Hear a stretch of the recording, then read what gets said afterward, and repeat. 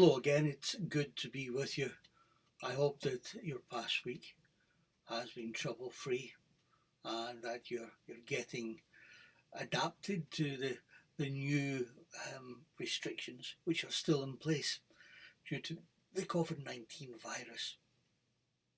Today I'm going to ask you to do something which you may not have done since your childhood, and that's to use the gift of imagination. And I ask that as I read this short extract from Matthew's Gospel, chapter 14, that you imagine yourself in that following scene, watching, sensing, feeling all that's going on.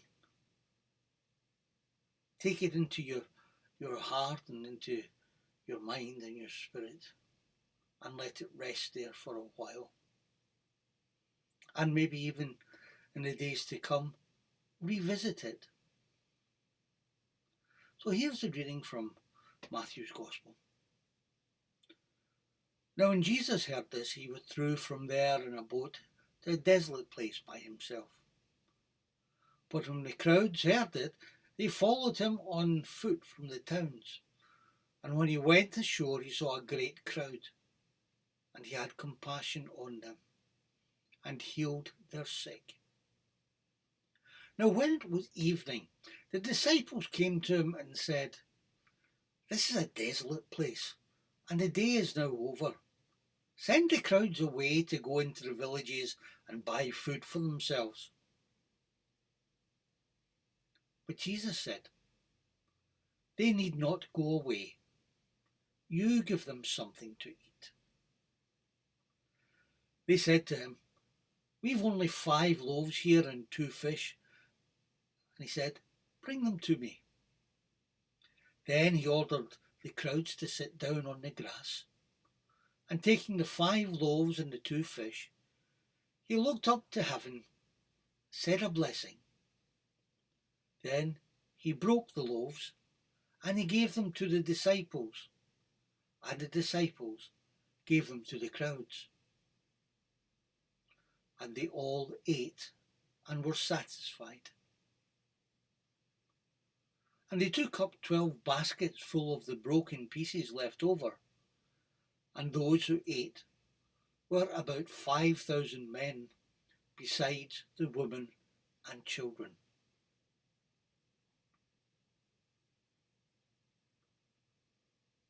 Over the past few months, we've been almost overwhelmed and saturated by daily statistics in the media, be they promulgated by Westminster or Holyrood governments, the National Health Service, or the great and good of political parties, or organisations, academics, so-called think tanks and the like. And as recently as last week here in Scotland, there were allegations of statistics being misused to mislead people. Nothing worse than old news, is there? As long as statistics have existed, there has been manipulation of the truth to mislead others. However, there are some other interesting statistics for you that I'd like to share, and you can make up your own mind. It was reported in the media that 70% of shop employees surveyed have stolen from their employers. And a university study shows that the average child develops a non-condemning attitude towards cheating by the time he or she is 10 years old.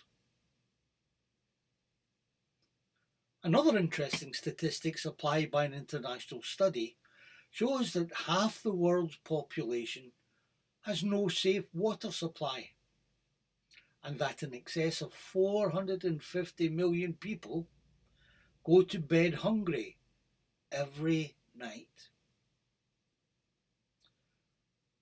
I don't know about you, but when I hear statistics like that, it's not surprising that some people become depressed and downhearted.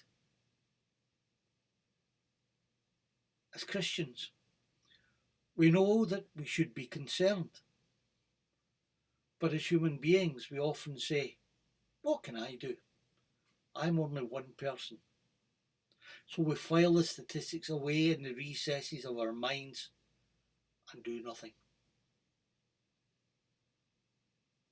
Today's Gospel passage in Matthew suggests that perhaps we're approaching life in the wrong way. Maybe we're looking at life in a purely human way. And maybe we should look at it in a more spiritual and faithful way. That gospel we heard paints a picture not unlike the statistics we've just heard.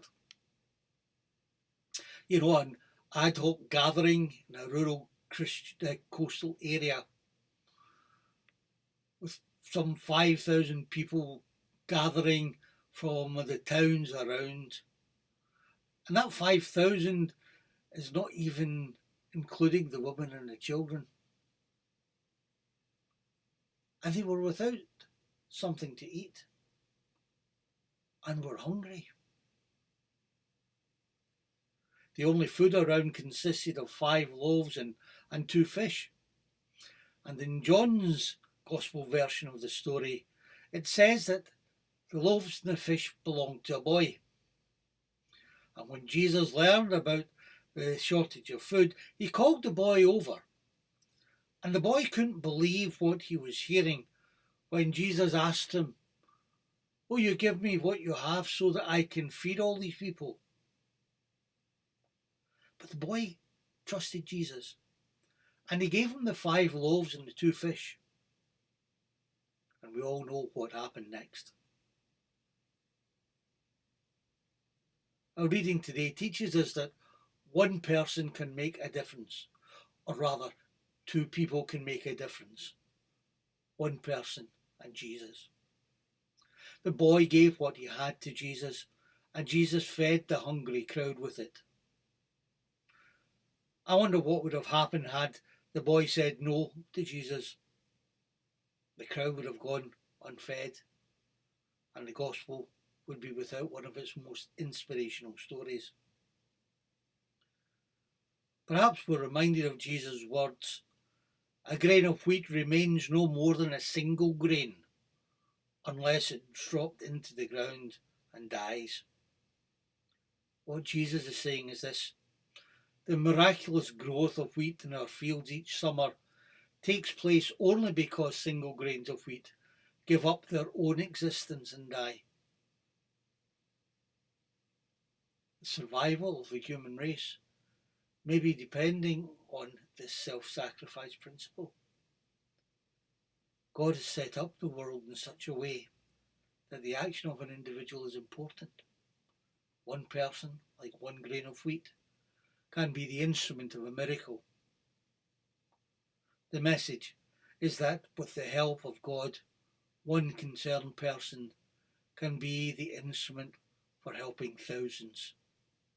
A collaborative endeavour with Jesus and others, however, will be more fruitful. Maybe we sometimes forget that Jesus told us that when we gather in his name, he's in the midst of us. Or that what you do to the least of my people, you do to me. Some of you may remember in the last century a famous commentator and broadcaster called Malcolm Muggeridge. Malcolm did something he swore that he would never do, and as a result was widely ridiculed by the media. He became a Roman Catholic Christian. Why? He says his change of heart was brought about by meeting Mother Teresa of Calcutta. He commented, "Words cannot express how much I owe her. She showed me Christianity in action. She showed me the power of love.